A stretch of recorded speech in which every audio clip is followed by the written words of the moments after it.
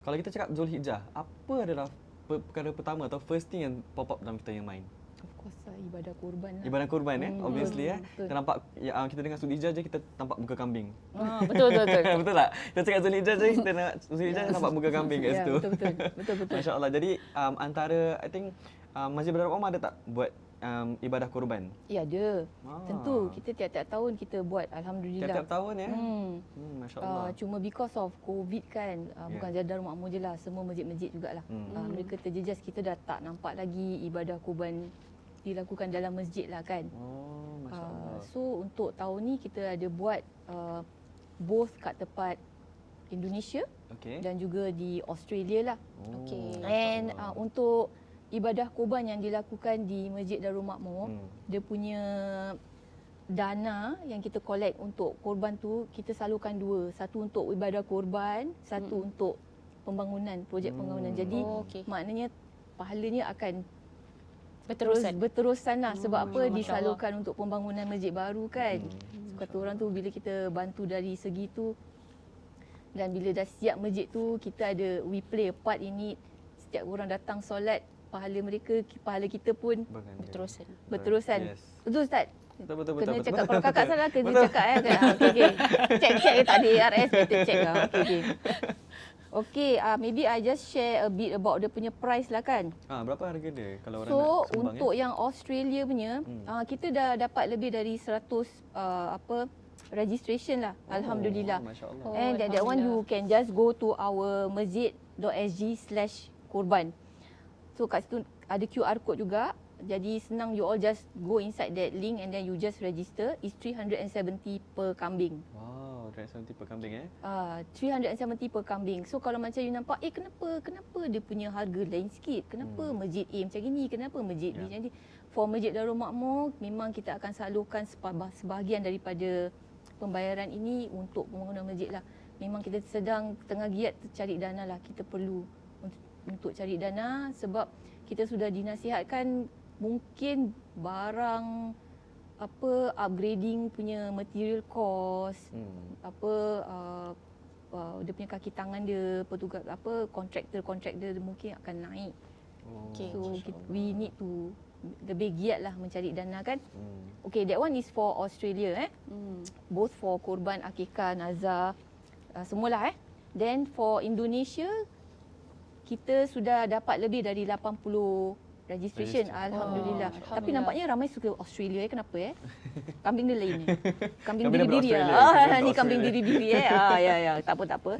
So kalau yang nak kambing daripada Indonesia yang di bawah jagaan Atawasul Insani Farm kat Yogyakarta. So 200 per kambing. Lagi affordable lah. Alhamdulillah. Yang tadi yang Australia punya berapa? 370. 370. Okey. Okey, alhamdulillah. Ada limited slot tak kalau macam orang nak register untuk buat? Kita definitely there will be a limit lah kan. Kita akan tutup 1st of July. Okey. So this one that's all in tau. Termasuk harga penghantaran ke rumah tau. Masya-Allah. Maknanya bila diorang dah buat korban kat sana kan, diorang akan packkan, atau diorang agak agihkan. Semua dah all in. You tinggal register, kasih nama, the rest will be taken care of. Just one click. Just one click. Masya-Allah. Okay. Then nanti peserta akan dapat gambar. Gambar kambing lah. Your kambing kan? Akan dapat gambar dan sertifikat. There you go. That is your kambing for this year. InsyaAllah jumpa kat Padang Mahsyar lah. Malah tahu lah kan. For the transport kan. Betul tak Ustaz? Betul tak? InsyaAllah lah. InsyaAllah. Sahih Ustaz, sahih. Sahih ke tak sahih? Okay. Masya-Allah. So that is for kita punya korban punya update lah. Okey. InsyaAllah. Okay. For kita punya yang kat tempat Indonesia, dia punya link is campaigns.darulmakmur.sg. So daripada situ pun boleh nampak dia punya QR code. Just click there and just do the registration. Okey. Just one click away lah kira. Correct, just one click away. Kalau saya boleh tambah pasal ibadah kurban ni, pasal biasalah Zulhijjah orang pergi haji kan. So kita tahu tahun ni adalah beberapa orang yang terpilih untuk pergi ke haji. Dan ada beberapa yang tak berkesempatan untuk pergi haji pun. Jadi mungkin yang tak berkesempatan tu yang ada kelebihan daripada segi wang, mungkin boleh sumbangkan dana tu daripada tak dapat pergi haji, dapat alihkan kita dia punya ibadah tu kepada kurban kan, insya-Allah. Ustaz, kan, insya-Allah. Insya-Allah. So ini adalah peluang untuk mereka jugalah insya-Allah. Dengan berkat dia orang sumbangkan kepada masjid, masya-Allah, insya-Allah nama-nama mereka akan dipilih di masa akan datang lah. Ya, masya-Allah. Insya-Allah sis. Amin, amin. InsyaAllah. Itulah.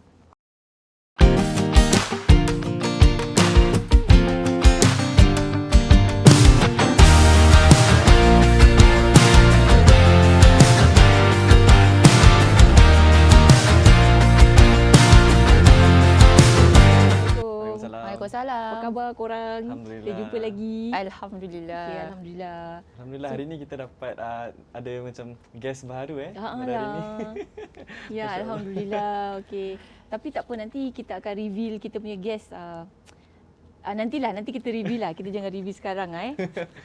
Okey. Actually hari ni kita nak cakap pasal topik yang macam bagus itu topik dia. Apa dia Kak? Ustaz, Arti kita nak cakap pasal kalau macam kita kerja part time ke, full time ke, freelance ke, casual ke, macam mana kita nak dapat bezakan kita ini actually berhak dapat CPF atau tidak lah. Okey. Berbual pasal CPF Actually berbual pasal CPF ada beberapa tahun sebelum ni lah. Actually before this I had a friend who works in an organisation lah. Dia ustaz juga. And then he was working under an organisation. So working under that organisation, he got paid lah as agreed dekat dalam I think there's like a contract, I don't know what it is. Dia ada agreed lah berapa per hour dia dapat berapa. So for one lesson, for example ada 3 hours dia dapat paid sekian-sekian. But then no CPF was contributed to his account lah when he was working there. So then after that, after few years, I think there's another macam ada orang gantikan tempat HR or something. Then HR dia perasan, asal diorang tak dapat CPF macam tu. And then after that, the contract was corrected. Then after that baru dia dapat CPF, potongan CPF dia. So I think in that case, right, how do we like differentiate between orang yang macam nak dapat CPF ataupun macam dia nak kena dapat CPF ataupun tak dapat CPF, macam mana tu? Oh, itu is a very good question Itulah. You ada apa-apa, do you have any idea how we differentiate orang yang patut dapat CPF ke, orang tak dapat CPF ke? Itulah, from what I know kan, kita ada dua kontrak lah. Untuk kita tahu sama ada kita boleh dapat CPF atau kita tak boleh dapat CPF. So there's 2 kontrak yang setahu saya lah kan. Kontrak of service sepatutnya dibayar CPF lah. So contract for service itu tak perlu dibayar lah. Itu mungkin professional fee ke apa. Itu yang setahu saya lah. Tapi maybe you boleh explainkan further. Okey lah. Sis cubalah kan. Sis cuba Okey. Betul apa yang you summarizekan tadi is not wrong. Okay. Actually kita punya macam mana kita nak tahu yang kita ni kerja part time, sama ada kita pekerja kontrak of service atau kontrak for service kan. Wow. Okay. So secara ringkas ada 3 perkara lah.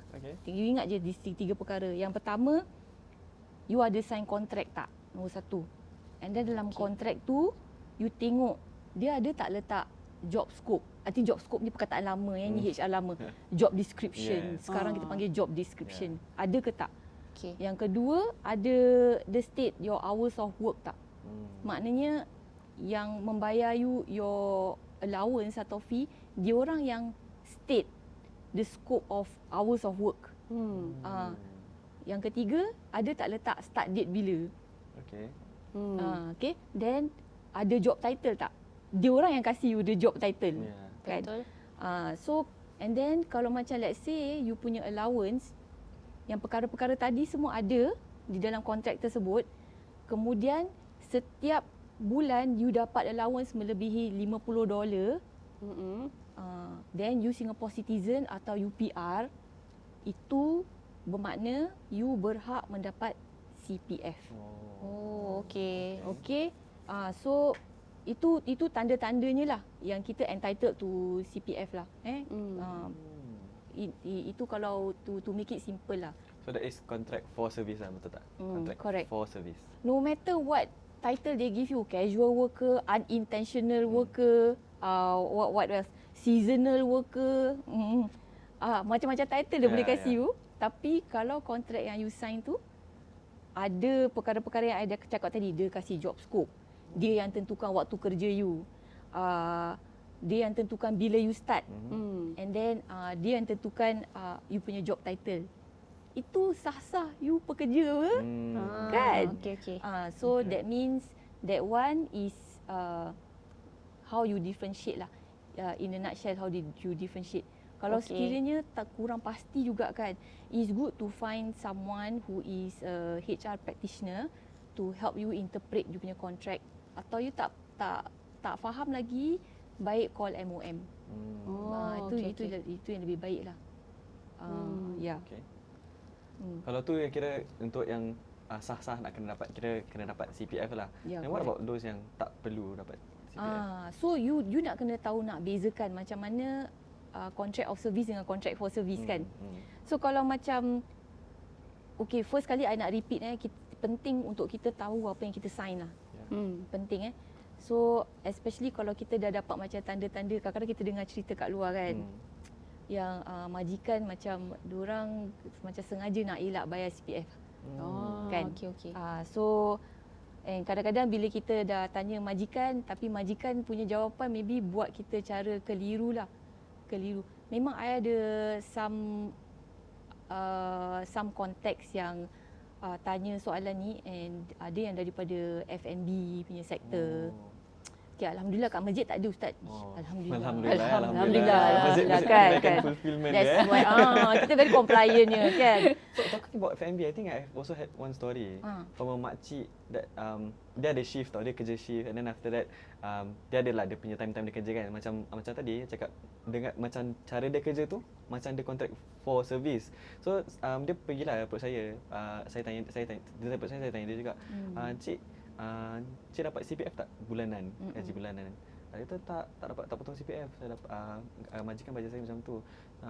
Makcik cik tahu tak cik kena dapat CPF? Saya tak tahu macam tu. Dia tak tahu dapat CPF, tapi dia nak CPF tu pasal dia dengar kawan-kawan dia yang lain kan, dekat tempat-tempat kerja lain dapat. So bila dia tanya saya ustaz, saya obviously saya tak tahu benda-benda HR ni. So bila saya pergi dekat akak lah mungkin, saya tanya, jadi kalau ada situasi macam tu, bila orang tak tahu dia patut dapat CPF, apa kakak boleh advise tu orang? Okay, I think you must understand, orang yang sign contract ni, the contract of service kan, sepatutnya recognized as contract of service, they are covered under Employment Act. So ada akta-akta yang kata orang tu protect the workers. So obviously dia ada employee-employer relation. Yes, correct. Kan yang pertama. Then employee you buat kerja untuk majikan. Yang tu you kena establish dulu. You bukan buat kerja untuk diri you sendiri tau. Maknanya suka hati you set time bila you nak kerja, allowance you yang set. I will set the fee that I will charge you. Okay. Dan kemudian yang tadi yang I cakap pasal ada job description, ada okay. First ini 3 nak clear. Okay. Mesti nak clear. And then after that kalau macam sekiranya you tahu yang bila you buat bekerja tu, dia punya cara kerja dia, you tak buat sendiri. You tak, dia punya trend nak buat bekerja tu, okay, to make it simple, I can say example website designer ataupun tukang kebun tukang kebun. Ini dua-dua boleh fall under contract of service atau contract for service. For service tau. Is different. Kalau macam let's say ada perkara-perkara yang tadi I cakap terjadi ditulis di dalam you punya kontrak, itu you berhak dapat CPF. Okay. Tapi kalau you tukang kebun, tapi you punya suka you nak buat pattern macam mana landscape, and you punya suka you nak datang bila pokoknya dalam 1 bulan tu garden dia cantik. So you kira kontraktor lah kan. So dia bayar you contract for service. You tak ikut cakap you majikan. Cara dia macam mana? Of course lah, you need to fulfill some of their demand lah. Diorang nak bunga rose, diorang nak bunga whatever, but cara kerjanya, cara chargesnya, you determine sendiri, then that is contract for service. Okay. So satu jawatan web designer, it can be both. Okay. That's how do you differentiate. Then, okay, I curious tau sis. Sekiranya kan, I macam kerja tapi I tak nak dibayar CPF. Sebab banyak sangat duit masuk CPF kan, I nak extra cash. So, I pakat-pakat je lah dengan you. You tak payah bayar I CPF lah. Boleh tak macam gitu? Boleh ke? Korang rasa terjadi tak sekarang perkara ni? Rasanya macam mesti boleh ada lah kan. Pasal CPF kan bukan sikit dia potong, banyak. Okay, korang yang ini kan actually the one that is at risk kan kalau ada perjanjian macam gini, even though you write in on paper kan, is the employer lah. Sebab apa? Is mandatory for the employer untuk proses CPF untuk pekerja mereka setiap bulan. Kalau macam let's say time baik-baik lah, time baik-baik, you baik dengan I, okay, kita settle. Majikan pun save duit apa? Tak payah. Sebab apa? Dia punya range, I nak kena check whether it's still betul. But the last time I check, kalau you dapat allowance between $50 to $500 itu, itu employer nak kena contribute tau. Tapi employee tak ada. Okay. Above 500 per month, you punya allowance, employer dengan employee dah masuk kena contribute dua-dua. Okay, you baik-baik dengan I You baik-baik dengan I, okay. Tahun pertama no problem, tahun kedua no problem. Sekali tahun ketiga ada dispute, kalau you report me, I kena tau as employer. Sebab apa? Dia punya, let me tell you what they can. What if there is no written agreement? That means dia mutual agreement je lah. Kita berbual je lah, tak payah sign apa-apa. How will that be? Then is at risk for both. You cakap pasal bekerja atau CPF saja? Bekerja dengan That is at risk for both the employer dan employee. Dua-dua boleh buat perangai, dua-dua tak boleh dakwi dua-dua. Okay. Why would we want that to happen to us? I mean dalam Islam pun ada hukum perjanjian. Bila ada perjanjian perlu nak ada bertulis. Yes, betul. Kan Ustaz, ada betul, hukum-hukumnya kan. Itu dalam Islam. So yang ni kita nak cakap pasal HR, you better have some agreement between the employer dengan employee.